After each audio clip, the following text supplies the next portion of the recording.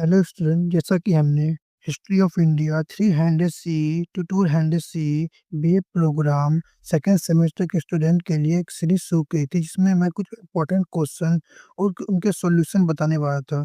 तो यह वीडियो उसका फोर्थ पार्ट है, जिसमें हम अगला इंपॉर्टेंट क्वेश्चन देखने वाले हैं, जो है पल्लवों की कला और स्थापत्य कला पर निबंध लिखो अथवा कला और साहित्य के क्षेत्र में पल्लवों की उपलब्धियों का मूल्यांकन कीजिए। चलिए अब उसके कुछ आंसर की ओर बात करते हैं। तो सबसे पहले परिचय देखें तो पल्लव वंश दक्षिण भारत का एक महत्वपूर्ण वंश था। इसकी राजधानी कांचीपुरम में स्थित थी। सातवाहन वंश के पतन के बाद 6ठी सदी में यह एक बड़ी शक्ति के रूप में सामने आया। तब इसका विस्तार क्षेत्र पेन्नार नदी और कावेरी नदी के मध्य स्थित था।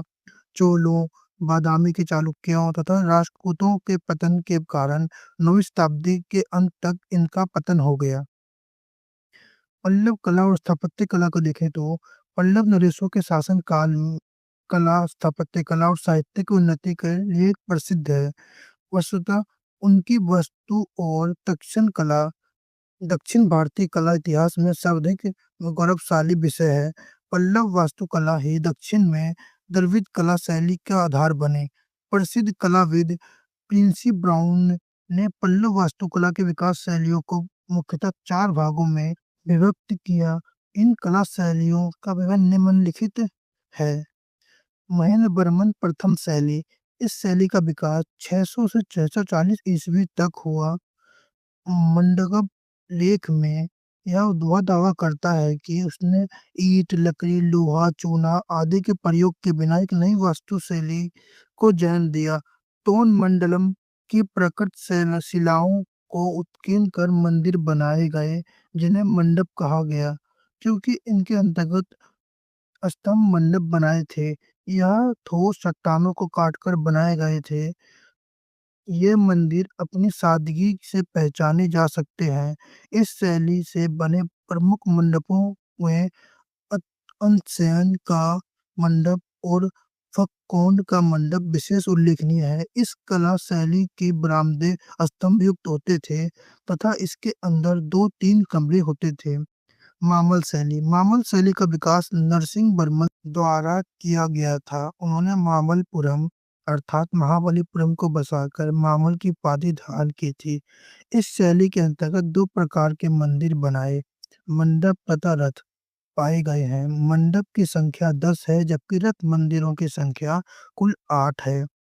इसके अलावा राज सिंह शैली प्रचलित थी। राज सिंह शैली इस शैली का विकास पल्लव नरेश नरसिंह वर्मन द्वितीय द्वारा किया गया, जिन्होंने राज सिंह की उपाधि धारण की थी। इस शैली का काल 670 से 800 ईस्वी के मध्य का है। माना जाता है कि इस शैली में गुहा मंदिरों के स्थान पर पाषाणों तथा ईंटों की सहायता से बनाए गए। इस शैली का सबसे प्रसिद्ध उदाहरण कांची का कैलाशनाथ मंदिर तथा महाबलीपुरम का शोर मंदिर है। राजसिंह शैली का सबसे परिपक्व उदाहरण वेंकट पेरुमाल मंदिर है। अपराजित शैली का प्रारंभ पल्लव नरेश अपराजित नंदीवर्मन द्वारा 800 से 900 ईस्वी के काल में हुआ। यह पल्लव काल का अंतिम चरण की शैली थी। इसका उदाहरण तंजौर का राज मंदिर है। इस शैली में मंदिर के शिखर ऊपर की ओर पतला होते चले गए और इस शैली में छोटे छोटे आकार के मंदिर बनाए गए। साहित्य कांची शिक्षा का महान केंद्र माना जाता है।